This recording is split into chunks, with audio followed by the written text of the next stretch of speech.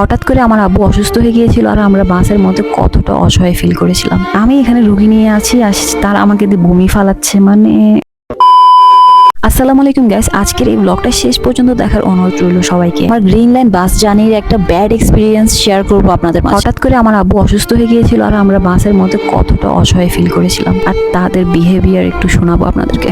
দিনে শুরুতেই শুরু করি, সকাল 7:30টায় আমাদের বাস ছিল, তাই আমি আর আমার আব্বু 7টা বাজে চলে গিয়েছি গ্রিন লাইন বাস স্ট্যান্ডে। গিয়ে ওখানে ওয়েট করছিলাম। আচ্ছা, আধা ঘন্টার মধ্যে চলে আসলো বাস উঠে গেলাম। মন তো অনেক ভালোই ছিল, কারণ শ্বশুর বাড়িতে যাচ্ছি অনেকদিন পরে, মানে ভালো খারাপ মিলে আর কি। লাস্ট ব্লগে বলেছিলাম আমি অনার্স ফাইনাল ইয়ার এক্সাম চলছে, ঈদের মধ্যে কিছু বন্ধ আছে, এই বন্ধের মধ্যে আমি ঢাকায় গিয়ে আবার ব্যাক করবো চিটং।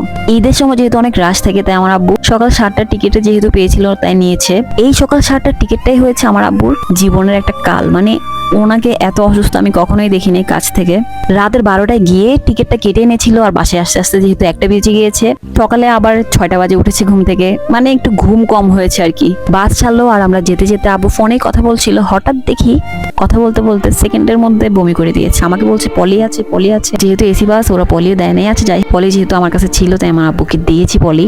আমার আব্বু বমি করতে করতে এতই টায়ার্ড হয়ে গেছে, মানে উনি কখনোই বমি করে না, হঠাৎ করে উনি বমি করলো। বমি করছে ঠিক কথা, কিন্তু বাসের যে সুপারভাইজার ছিল সে তো এসে একবার হলেও দেখে যাবে তাই না, যাত্রীদের সুবিধা অসুবিধার জন্য তো তাকে রাখা হয়েছে। আচ্ছা বাদ দেন, সুপারভাইজার একটা আছে, স্মার্ট ছেলে রেখেছিল, সে না হয় না আসলো, মেবি ইগো প্রবলেম। কুমিল্লা ব্রেকে আসার আগ পর্যন্ত আমি ভেবেছিলাম।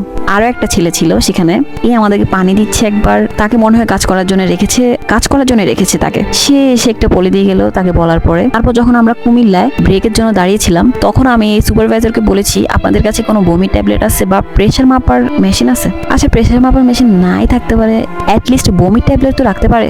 আমার আব্বু কিন্তু কুমিল্লা যাওয়ার আগে 2 ঘন্টা নন স্টপ বমি করে যাচ্ছিল। আমি তো ভয়ে বুঝতে পারছিলাম না এই মাঝপথে আব্বুকে নিয়ে কোথায় যাব। একবার ভাবছি বাস থেকে নেমে হয়তো চিটং চলে যাব, আবার হচ্ছে রাস্তায় এত জ্যাম, মানে গাড়ি চলছিল না সেদিন। আমাদের 10 ঘন্টা লেগেছিল ঢাকায় যেতে। তারপরে বাসের মধ্যে কেউ বিরক্ত হচ্ছে, কেউ আবার অনেক সাপোর্ট দিয়েছে। সবচেয়ে বেশি সাপোর্ট দিয়েছিল আমার পিছনের সিটে, মেবি উনি ডাক্তার, উনি আমাকে সাহস দিয়েছে যে উনি অনেক বমি করছে যেহেতু, তাই ওনাকে আগে প্রেশার মাপতে হবে, তারপরে যেটা ইচ্ছে সেটা খাওয়ান বা একটা বমি ট্যাবলেট খাওয়াতে হবে। এখন ওনাদের কাছে গ্রিন লাইনের কাছে যদি একটা প্রেশার মাপার মেশিন না থাকে সামান্য, আমরা আর কাকেই বিশ্বাস করব? আমার জানা মতে বাংলাদেশের সবচেয়ে হাই বাস কোম্পানিগুলোর মধ্যে গ্রিন লাইন একটা। এখন এই গ্রিন লাইনের যাত্রীদের কি কখনোই বিপদ আপদ হয় না? আল্লাহ না করুক, পথে কি কোনো বিপদ আপদই হয় না? তাদের সার্ভিস কি? কোনো যাত্রী যদি অসুস্থ হয়ে যায় হঠাৎ, তাদের সার্ভিস একটাই, ব্রেকে গেলে দেখা যাবে। ব্রেকে গিয়েছিলাম কুমিল্লায়, সেখানে ওই হোটেলেও কোনো প্রেশারের মেশিন ছিল না। আর থ্যাংক ইউ ওই ভদ্রলোক ডাক্তারটাকে, যিনি আমাকে একটা বমি ট্যাবলেট দিয়েছিল আব্বুকে খাওয়ানোর জন্য। আর ওই বমি ট্যাবলেট খাওয়ার পর আব্বু আর বমি করে নাই। এখন বলি সবচেয়ে বিরক্তিকর গ্রিন লাইন আমাদেরকে কি সার্ভিস দিচ্ছে। যেহেতু আব্বু বমি করতে করতে টায়ার্ড, তাই আমি আব্বুকে ধরে ধরে নামাচ্ছিলাম, আর বমির পলিটা 2 তলায় রয়ে গিয়েছে। এখন আমার আব্বু একটু ভালো লাগছিল, তাই আবার কুমিল্লা ব্রেকের পরে আমরা নিচতলায় বসেছিলাম বাসে।